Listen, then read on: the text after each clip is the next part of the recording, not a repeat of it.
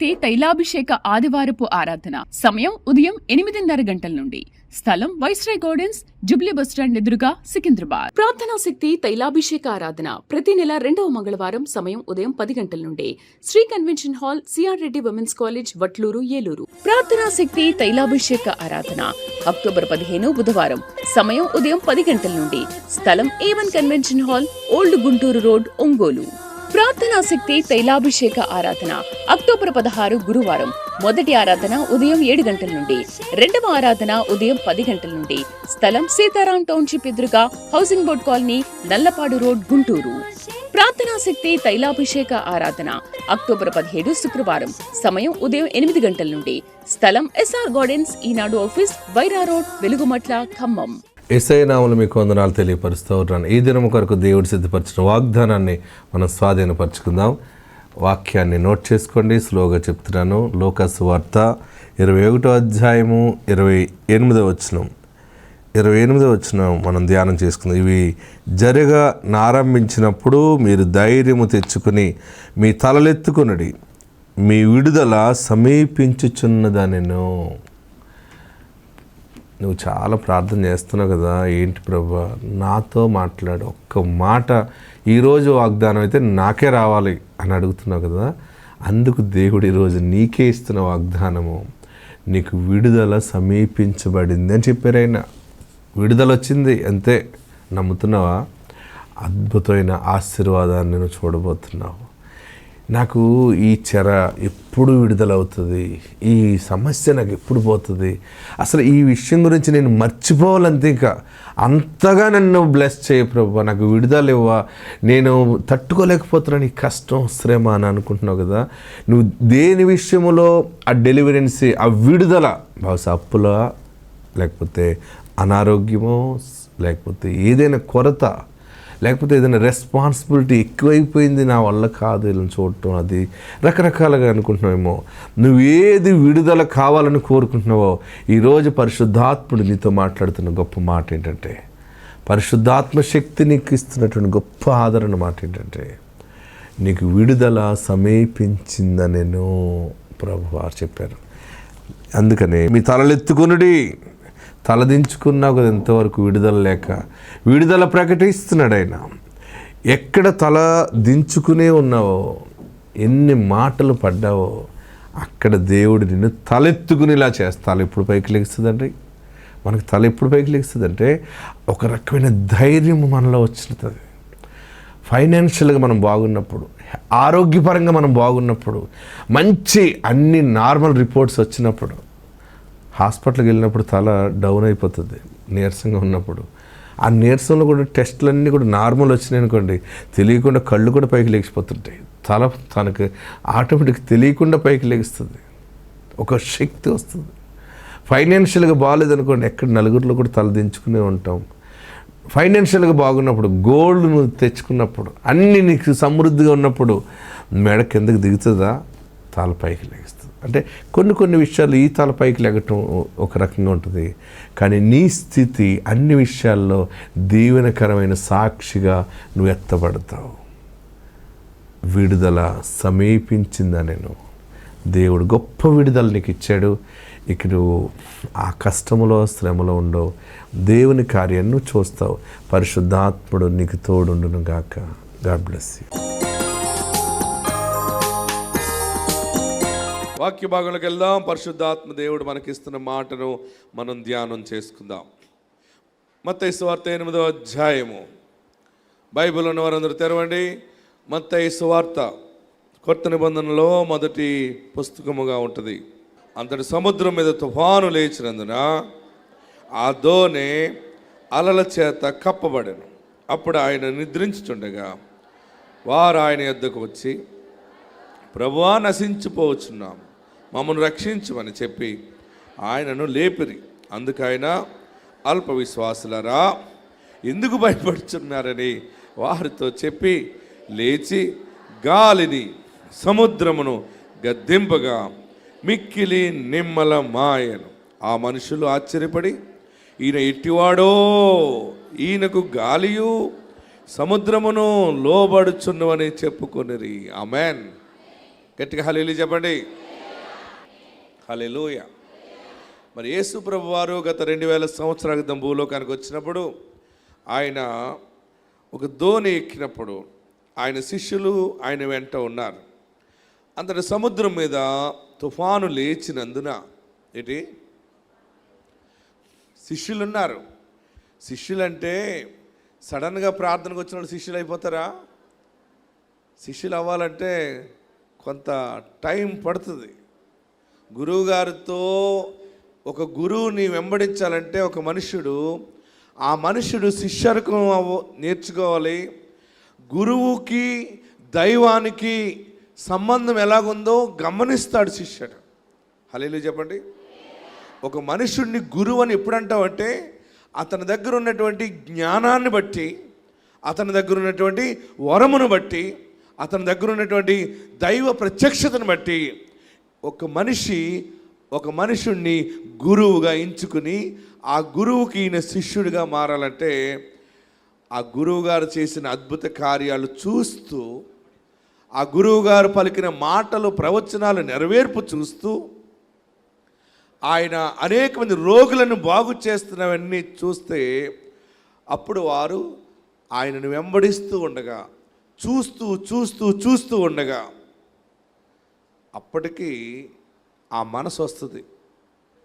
ఇంత మంచి గురువు, ఇంత మంచి దైవకుమారుడు, ఈయనతో ఉంటే ఈ సంతోషం వేరిది. నేను ఏదేమైనా ఈయననే వెంబడిస్తారని గురువును వెంబడించటమే శిష్యర్కం చేయటం. ఆమేన్. హల్లెలూయా చెప్పండి. యేసు ప్రభు వారితోటి చాలా కాలం నుండి శిష్యులు ఉన్నారు. ఆయన రోగులను బాగు చేస్తున్నాడు. ఆయన పాడి మీద తీసుకెళ్ళిపోతున్న బాడీని కూడా అలా ముట్టుకుని బాగు చేస్తే అందరూ ఆశ్చర్యపోయారు. ఒక పాట ఉంటుంది, పాడాపిలే పావతనయం. పాడి మీద అంటే దేహాన్ని, చనిపోయిన దేహాన్ని, డెడ్ బాడీని, శవాన్ని మోసుకెళ్ళిపోతుంటే ఆపి ముట్టుకుంటే బాగుపడ్డాడు. ఒక చోట పంచాయతీ వాళ్ళందరూ అడ్డుకున్నారు. ట్యాక్స్ కట్టాలి, అందరూ పన్ను కడుతున్నావు, నువ్వు పన్ను కట్టవా అన్ని పెద్ద పెద్ద కబుర్లు చెప్తున్నావు, వాక్యాలు చెప్తున్నావు, నువ్వు పన్ను కట్టవా అంటే శిష్యులందరూ అలాగే చూస్తున్నారు, ఎదురు చూస్తున్నారు. యేసు ప్రభువు వారు అన్నారు పన్ను కట్టాలి అన్నారు. పన్ను కట్టాలంటే ఎవరి జేబులో ఏ రూపాయలు లేవు శిష్యుల దగ్గర. పేతురు వైపు చూశాడు. పేతురు జేబులో చేయటం నా దగ్గర ఏం లేవండి అంటున్నాడు. ఒకప్పుడు ఉన్నాయంటే నీ దగ్గర, కంగారు పడకని దేవుడు ఏమన్నాడంటే, చూడు అక్కడ ఒక చేప వస్తుంది, వలై పట్టుకో. ఆ చేప పట్టిన స్థలాన్ని నేను వెళ్ళి చూశాను. కపెర్నహూము, అది గలిలయ ఆ సముద్రం తీరాన్ని. పేతురు ఇలాగా చేపను పట్టుకున్నప్పుడు ఆ చేప పట్టుకున్నానన్నాడు. ప్రభువారు అన్నారు షేకేలు ఉంటుంది చూడు అన్నాడు. చేప నోట్లో షేకేలు ఉంది. షేకేలు అంటే మనం ఇక్కడ రూపాయి అంటాం, వారు దానిని షేకేలు అంటారు. ఒక్కో దేశంలో ఒక్కొక్క రూపాయిని వారు భాషలో మాట్లాడుతూ ఉంటారు. చేప యేసు ప్రభు వారికి ట్యాక్స్ కట్టడానికి అది ఎక్కడ మింగిందో మింగి అలా రెడీగా ఉంది. అది పట్టుకోవటం ఈయనకి తెలుసు, ఈయనకి ట్యాక్స్ కట్టాలని దానికి తెలుసు. తెలియని వాళ్ళందరూ ఎవరంటే అక్కడ ఉన్న వాళ్ళకి. ఆ శిష్యులందరూ ఉండగా పేతురు చేపను పట్టుకున్నాడు. చేపను పట్టుకున్నాక ఇలా తీస్తే దాని నోరు తెరిస్తే చేప నోట్లో షేకేలు ఉంది. దాన్ని కడిగి ఆ జిగురంతా కడిగితే శిష్యులందరూ ఆశ్చర్యపోయారు. ఇదిగో మీరు ఆ షేకేలు ఆ ట్యాక్స్ కలెక్టర్కి ఇచ్చేయండి, ఆ పంచాయతీ ఆ ట్యాక్స్ వసూలు చేసే పన్ను వసూలు చేసే వాళ్ళకి ఇవ్వండి అన్నాడు. ఇచ్చారు. ఆశ్చర్యం అయిపోయింది. ఆమేన్. మీరు ఎవరికైనా సరే ఎంత పెద్ద కష్టం వచ్చినా, ఎంత పెద్ద శోధన వచ్చినా మీ వాయిస్ మాత్రం రేజ్గానే ఉండాలి. రేజ్ అంటే అప్పులో ఇంటికి వచ్చి అప్పు అడుగుతున్నారు అనుకోండి, ఏంట్రా అప్పు అనకూడదు, ఆ రేజ్ కాదు, ధైర్యంలో రేజ్ ఉండాలి. అమ్మా మీ అప్పేనా, ఎంత ఉంటుంది, ఎంత కట్టాలి వడ్డీ, ఇదేంటి ఇప్పుడు మాట్లాడిన ఆవిడ నాకు ఎదురుబడి అడుగుతుంది. అంటే కొన్ని సమయాల్లో మన మాట ధైర్యంగా ఉండాలి. ఎవరికైనా ఇచ్చేదైనా పెద్ద రోగము నిన్ను ఆవరించిందనుకో, నువ్వు మాట్లాడాలి. ఈ లోక సంబంధంగా మాట్లాడే మాటల కాదు. ఆయన నా ఇంటిలో ఉన్నాడు, ఆయన నా ఒంటిలో ఉన్నాడు, ఆయన నా గుండెలో ఉన్నాడు, నా దోణె మునిగిపోదు, నా ఇల్లు కూలిపోదు, నా ఒళ్ళు కూలిపోదు, నన్నెవడూ కూల్చలేడు. అలలు వస్తాయి, అలలకి అల్లాడుతూనే ఉంటుంది పడవ. కానీ ఆ అలలకి అల్లాడుతుంటే గుండె దగ్గర ఉంటుందా? గుండె ఉన్న స్థానంలో ఉంటుందా? అమ్మ బాబో ఈ కష్టాలేంటి, నాకెంత పెద్ద శ్రమ వచ్చినా నెమ్మదిగా ఉంటాను నేను. ఎందుకంటే నేను తెలుసుకున్నాను, యేసు నా దోణిలో ఉన్నాడు, యేసు నా దోణిలో ఉన్నాడు. ఎంత పెద్ద అలలు వచ్చినా, నీరంతా వచ్చి పడవలోకి వచ్చినా పడవ నాశనము కాదు, నేను నాశనము కాదని నమ్మాను. ఇక్కడ శిష్యులతో యేసు ప్రభు వారు ఏమంటారంటే, రండి ఇంకా దోణులు ఉన్నాయి, బాగా గమనించండి. ఆ దోణిలో లేడాయన, ఈ చిన్న దోణిలోనే ఉన్నాడు. ఆ తుఫాను కూడా ఈయన ఉన్నాడని ఈ దోణికే వచ్చి పడింది. ఎస్, చదవండి. ఆ దోణి కొట్టినందున దోణి నిండిపోయెను. దోణి నిండిపోయాను. ఆయన దోణి అమరమున తలగడ మీద తల వాల్చుకుని నిద్రించుచుండెను. దోణి ఇలా కొన ఉంటుంది కదా, అక్కడ కొంచెం కూర్చోటానికి ఉంటుంది, చెక్కలు ఉంటాయి, దాని మీద తల వాల్చుకున్నాడు ఈయన. ఎవరు? అందరు చెప్పాలి. యేసయ్య అక్కడ అలా తల వాల్చాడు, కళ్ళు మూసుకున్నాడు. అప్పటికే పడవ ఓ ఇలాగ అయిపోతుంది. శిష్యులు తిడ్డేస్తున్నారు, ఒడ్డేస్తున్నారు, వారు ప్రయత్నాలన్నీ చేస్తున్నారు, అయినా వారు స్వాధీనంలోకి రావట్లేదు. పడవ తుఫాను తగ్గట్లేదు, ఉండే కొలది ఆ కెరటాలు ఎక్కువైపోతున్నాయి. ఆ కెరటానికి పడవ పైకి వెళ్ళి కిందకు వచ్చి పడుతుంది, కొంచెం నీళ్ళు ఇందులోకి వచ్చేస్తున్నాయి. అప్పుడు ఎలా ఉంటుంది చెప్పండి? మీకు ఎలా ఉంటుంది? మీరే ఆ పడవలో ఉన్నారని అనుకోండి, మామూలుగా పడవ ఇలాగంటేనే తట్టుకోలేము మనం. అలాంటిది పడవ పైకి కిందకి అంటుంది అనుకో, తట్టుకోగలమా? భయం, అమ్మో. అప్పుడు ఆ శిష్యులు అన్నారు, చదవండి. వారు ఆయనను లేపి, ఇంకా వాళ్ళు కానప్పుడు ముందు వారు ప్రయత్నం చేశారు, బాగా గమనించండి. వారు ప్రయత్నం చేసి దానిని కంట్రోల్ చేయాలని వారు విశ్వ ప్రయత్నం చేశారు, కానీ అవ్వలేదు. ఓకే, వెంటనే యేసు ప్రభు వారు వైపు చూచి అప్పటికి ఈయన అక్కడ అలా నిద్రిస్తున్నారు, పండుకున్నారు. ఆయన వారు ఆయనను లేపి ఆయన దగ్గరికి వెళ్ళి, బోధకుడా మేము నశించిపోచున్నాము. చూడండి, ఇక్కడ చదవటానికి చాలా సింపుల్గా ఉంది, కానీ ఆ సిచ్యువేషన్ మనం ఇమాజిన్ చేసుకుంటూ చదవండి అన్నమాట. అంత పెద్ద తుఫాన్లో ఆయన పడుకుని ఉంటే, బోధకుడా మేము నశించిపోవచ్చు, బోధకుడు అయిపోయింది, నీకు చింత లేదా? అంటే బహుశా మీరు అనుకోవచ్చు, ఎలా ఉంటుందో ఆలోచన చేయండి. బోధకుడా మేము ఇంక నాశనం అయిపోయేలాగున్నాం, నువ్వు ఉన్నావనే ఈ దోణి ఎక్కాం మేము, మా దోణిలో నువ్వు ఉన్నావనే ధైర్యం ఉండేది. ఇప్పుడేమో నువ్వు కళ్ళు మూసుకున్నావు, నిద్రపోతున్నావు. ఇప్పుడు మా టెన్షన్ మేము తట్టుకోలేకపోతున్నాం, మేము నశించిపోతున్నాం, నీకు చింత లేదా? నీకు చింత లేదా అని ఆయనతో అనిరి. ఎస్. అందుకు ఆయన లేచి గాలిని గద్దించి, వారు అలాగన్న వెంటనే ఫస్ట్ ఆయన చేసిన ఏంటంటే అద్భుతం చేస్తున్నాడు. ఏ గాలి ఆగన్న వెంటనే గాలిలాగా అయిపోయింది, గాలి ధూళిలాగా అయిపోయింది, గాలి ఆగిపోయింది. మళ్ళీ ఇలా తిరిగి, సముద్రమా నిశ్శబ్దమై ఊరకుండా, గొడవెట్టుకో, ఎందుకు అలా రెచ్చిపోతున్నావు, ఎందుకు వీళ్ళని భయపడుతున్నావు, ఎందుకు ఆగు. ఎవరితో మాట్లాడుతున్నాడు ఆయన? సముద్రం. వెనకన్న వాళ్ళు చెప్పాలి, అవతల ఉన్న వాళ్ళు చెప్పాలి, మీరందరూ చెప్పండి, ఎవరితో మాట్లాడుతున్నాడు ఆయన? ముందు ఎవరితో మాట్లాడాడు ఆయన? గాలితో మాట్లాడాడు. రెండోది సముద్రంతో మాట్లాడాడు. ఆయన మాట్లాడితే తిరిగి జవాబు చెప్పినాయి. ఏమండి ఏంటి సంగతి ఉంది? పా అన్నాడు. గాలి ఆగంటే ఆగిపోయింది. గాలి ఆగు అంటే ఆగిందంటే గాలిని రమ్మన్నది కూడా ఎవరు? అది మర్చిపోకండి. హల్లెలూయా. సముద్రమా ఆగు, నిమ్మలించు, నిశ్శబ్దంగా ఉండవే బాబు అన్నాడు. వెంటనే అది నాకెందుకు వచ్చిన గొడవ, నువ్వు వద్దన్నప్పుడు నేను ఎందుకు లేని ఆగిపోయింది. పడవలాగా ఉంది ధోని. అప్పుడు క్లాస్ పీకుతున్నాడు ఈయన, చెప్తున్నాడు, చదవమ్మా. నిశ్శబ్దమై ఊరకుండమని ఏ సముద్రమా నిశ్శబ్దంగా ఉండండి అన్నాడు. ఆగిపోయింది. గాలి అణిగి మిక్కిలి నిమ్మలమాయెను. గాలి అణిగి మిక్కిలి నిమ్మలమాయెను. మిక్కిలి అంటే ఇమ్మీడియట్లీగా ఆగిపోయింది. అప్పుడు ఆయన మీరెందుకు భయపడుతున్నారు? మీరింకనూ నమ్మిక లేకయున్నారా? ఎవరిని అడుగుతున్నాడు ఆయన?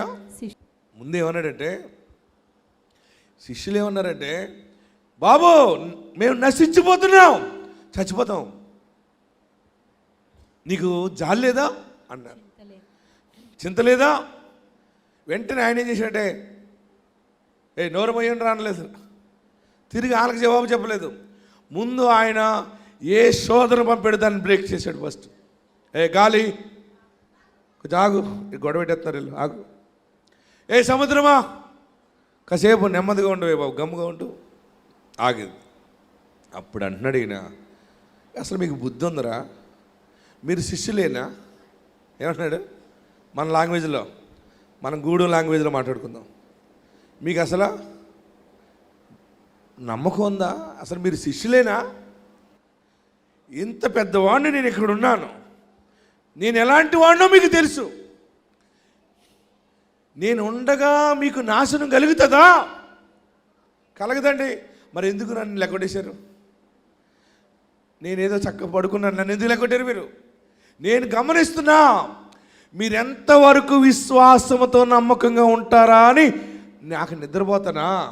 నేను కళ్ళు మూసుకుని ఉన్నాను రా. మీరు సంగతి ఏంటి? మీ విశ్వాసం ఏంటి? అన్నీ బాగున్నప్పుడు మంచిగా బైబిల్ పెట్టుకుని తలంటుకుని బైబిల్ పెట్టుకుని వెళ్ళిపోతాం ప్రార్థనకి. శోధన వచ్చినప్పుడు కుమిలిపోతావు చూడు. ఈరోజు పరిశుద్ధాత్ముడు అంటున్నాడు, ఆయన నీ ధోనిలో ఉన్నాడు.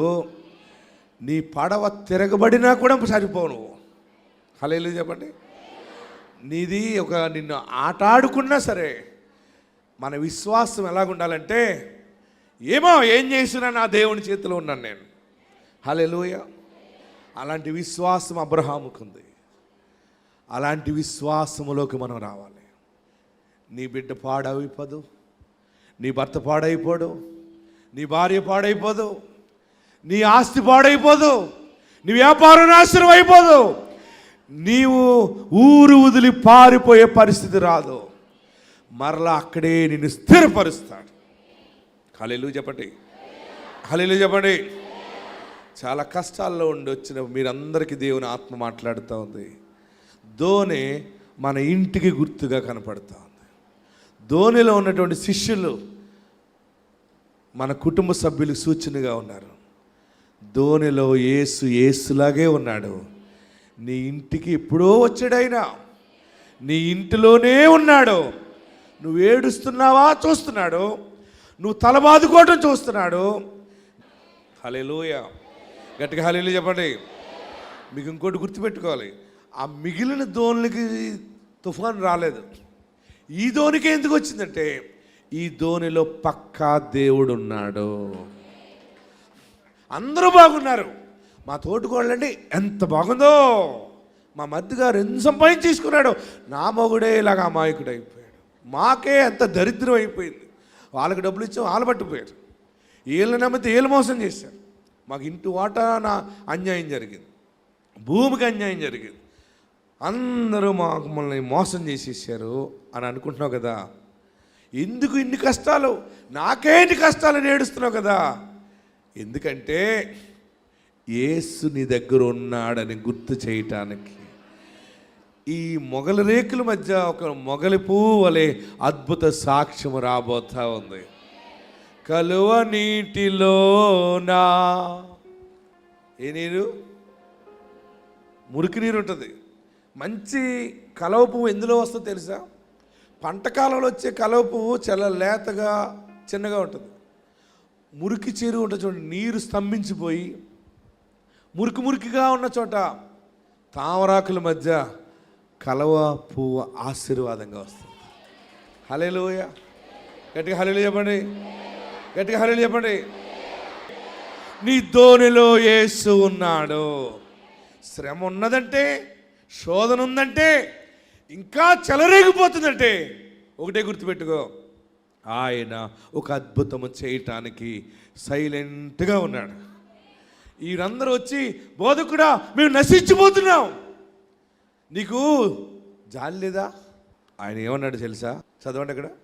అప్పుడు ఆయన, మీరెందుకు భయపడుచున్నారు? చూడండి, ఏయ్ మీరు ఎందుకు భయపడుతున్నారు? మీరు ఇంకనూ నమ్మిక లేక ఉన్నారా? మీరు ఇంకనూ నమ్మిక లేక ఉన్నారా అని వారితో చెప్పెను. హల్లెలూయా. దేవుడు మనల్ని చూస్తూ ఉంటాడు. నేను చాలా అనుభవాలతో అనుభవించి మీ మధ్యకు వచ్చాను నేను. హల్లెలూయా చెప్పండి. మీకు ఇబ్బందులు ఉన్నాయని ఏడవకండి, కష్టాలు ఉన్నాయని ఏడవకండి. శ్రీమంతుడు యేసు నీ దగ్గరే ఉన్నాడు. ఆయన లేకపోతే ఎప్పుడు చచ్చేపోదు నువ్వు. ఆయన లేకపోతే అందరూ చచ్చిపోవటమే. ఆయన ఉన్నాడు కనుక బ్రతుకుతూ కష్టాలు భరిస్తున్నావు. ఆయన ఈరోజు ఇచ్చే మాట శుభవార్త ఏంటంటే, నీ తుఫానులు రావటానికి కారణం గాలి. హల్లెలూయా. నీ కష్టాలు రావటానికి కారణం నిరుద్యోగ సమస్య, నీ వ్యాపారం సరిలేకపోవటమే, నీ ఆర్థిక సంక్షోభమే, గర్భఫలం రాకపోవటమే. ఫస్ట్ దేవుడు గాలిని గద్దిస్తున్నాడు. గట్టిగా చప్పట్లు కొట్టి ప్రభువుని స్తుతిద్దాం. ఈరోజు ఈ దినము ఒక శుభవార్త, నీ ఇంటి మీదకి వచ్చి గాలి ఆగుతుంది. ఇక నీకు ఒత్తిడి తగ్గిపోతుంది. నీ ఒత్తిడి తగ్గిపోయింది, నీ రోగము తగ్గిపోక పట్టింది, నీ వేదన తగ్గిపోక పట్టింది, నీ దుఃఖం ఆగిపోయింది, సముద్రము నిమ్మలించింది. ఇప్పటి నుంచి నీ ప్రయాణము నెమ్మదిగా వెళ్తుంది. హల్లెలూయా, హల్లెలూయా. చల్లటి గాలిలో పడవ నెమ్మదిగా వెళ్తుంది. ఎందుకంటే నీ పడవలో ఉన్నవాడే అద్భుతం చేశాడు. నీ ఇంటిలో ఉన్నవాడు యేసు, నీ ఇంటిలో ఉన్నవాడు యేసు. అయితే మీరు అవిశ్వాసంలోకి వెళ్ళకండి, బలమైన విశ్వాసమందు నిలబడండి. పరిస్థితులు ఎలాగున్నా సరే, ఎన్నో పరిస్థితులు, గొడ్డు పరిస్థితులు, నిజంగా ఆ అవమానాలకి, ఆ శోధనలకి బ్రతకకూడదు అనిపిస్తుంది. నేను కూడా అలాగే శోధనలో చనిపోవాలనుకునేవాడిని. నన్ను దేవుడు 2 మార్లు ప్రాణాపాయం చేసుకునే సమయంలో సాక్షాత్తు దిగి వచ్చి నాతో మాట్లాడాడు. ఆయన నాకు చెప్పాడు. ఆయన చెప్పింది ఈరోజు మీ మధ్య నిలబడింది, నెరవేర్పు చూస్తా ఉన్నా. హల్లెలూయా చెప్పండి. మీరు బలమైన సాక్ష్యం చెప్తారు. ఏడవకండి. దేవుడు అవమానాన్ని తొలగించి, శోధన తొలగించి, శుభకార్యము జరిగించి ఆయన జయము కలగజేస్తాడు. ఆయన ఉన్నాడు. అందరు ఎక్కడున్నవారు అక్కడ లేచి నిలబడండి. ఎక్కడున్నవారు అక్కడ లేచి నిలబడండి. అందరు కూడా లేచి నిలబడండి. నీ ఇంటి మీదకి వచ్చిన తుఫాను ఆగిపోతుంది. నీ విశ్వాసం ఎలాగుంది? పరీక్ష చేస్తున్నాడు. అన్ని వదిలే, ఆయన ఉన్నాడని నమ్ము. ఆయన నీ పక్షముగా ఉన్నాడు. ఏది ఆలస్యమైనా, ఏది గలిబిలైనా, నేనేమైపోయినా నీ వైపు నేను ఉంటానయ్యా. నువ్వు కావాలయ్యా, నువ్వు నాతో మాట్లాడు. నాతో మాట్లాడాలని అడిగాను. ఈరోజు నాతో సూటిగా మాట్లాడావు. ఈ తుఫాను నా వల్ల కాదు, నా గుండె తట్టుకోలేకపోతున్నాను.